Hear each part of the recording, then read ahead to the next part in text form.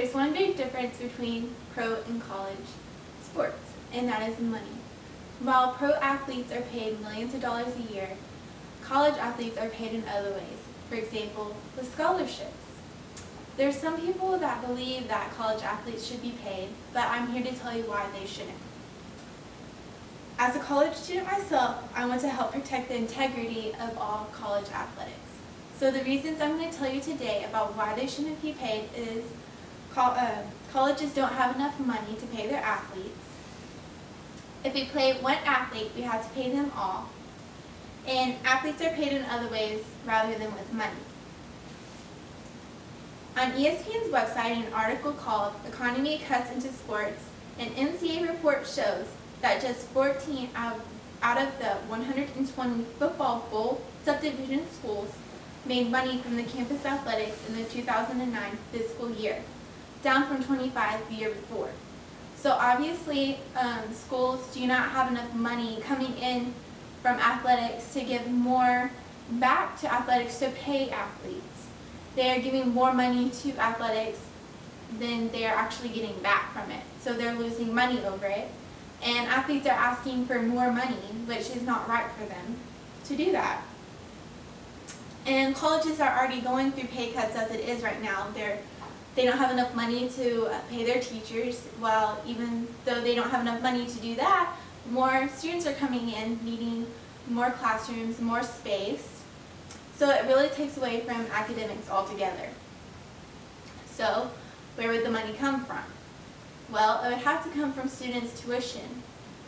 And as a college student myself, it would really bother me to know that my money going towards my education is actually going toward paying a fellow classmate who happens to be an athlete.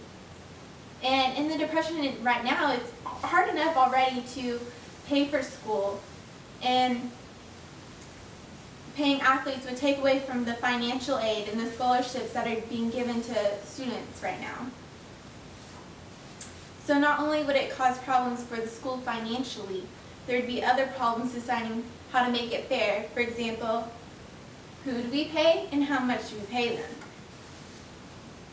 So when most people think about paying athletes, they automatically think about the football team. But that's not true. If you pay the football team, you also have to pay the basketball team, you have to pay the baseball team, you have to pay tennis, swimming, track and field. So all these athletes add up, all the money adds up. So altogether, we'd have to pay all athletes to try and make it fair. And for sports like swimming, for example, they don't bring in as much revenue. But we still have to give more money back to them than we're making by paying athletes. And then you also have to think, for example, what about that third string safety that doesn't see any playing time the whole year? We have to pay them too, even though we're just paying them to sit on the bench. It just totally ruins the idea of college sports altogether. Colleges would be competing for different players, trying to give them more money than other colleges to try and get them to come to their school, and it's just not fair. It's more like a professional team rather than a college team.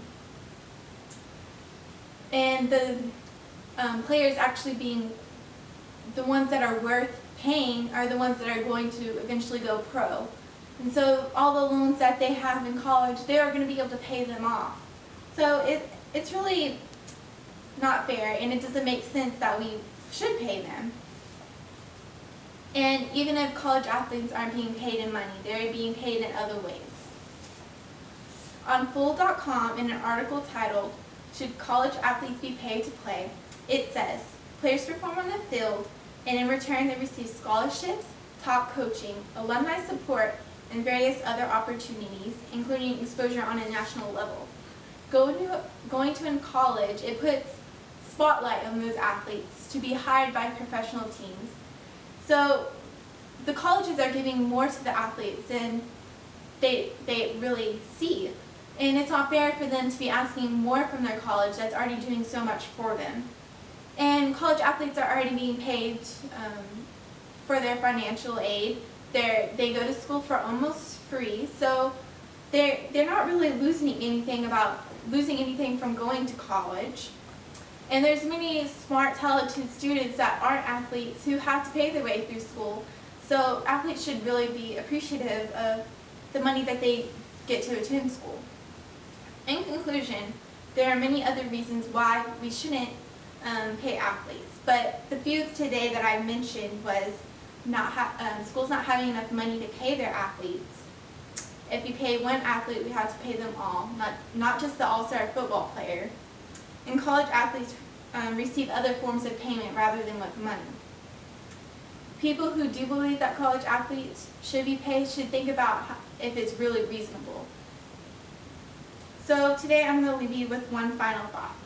BleacherReport.com said, "By not paying athletes, the integrity of the game is not ruined, and the passion that the NCAA is known for from their athletes will still remain."